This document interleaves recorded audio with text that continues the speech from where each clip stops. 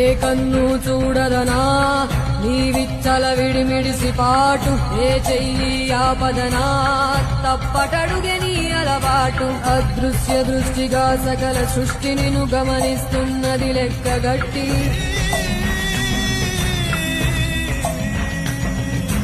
ఎంత బతుకు నీదెంత బతుకువో గుప్పెడు మెతుకుల కడుపు కొరకు ఎన్నాటలు వేటలు అవసరమా మనుజా మనుజా.